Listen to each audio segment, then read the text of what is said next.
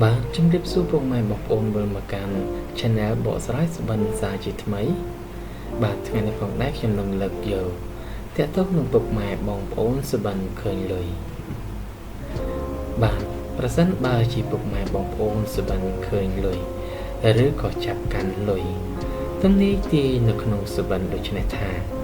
ពុកម៉ែបងប្អូននឹងទទួលគ្រោះឬការក្តៅក្រហាយពីការបាត់បង់លុយកាក់ព្រោះតែជំងឺបាទតើតើនឹងពុកម៉ែបងប្អូនសុបិនឃើញលុយកាន់លុយគឺមានអត្ថន័យដូចការបកស្រាយខាងលើចំណែកតើតើនឹងលេខសំណាងសម្រាប់អ្នកសុបិនវិញគឺលេខ01លេខ07លេខ017លេខ401និងលេខ507បាទជាចុងក្រោយក៏សូមអរគុណពុកម៉ែបងប្អូនដែលខំចំណាយពេលវេលាដ៏មានតម្លៃតាមដានសំណាប់ Channel បកស្រាយសុបិនពីដើមរហូតដល់ចប់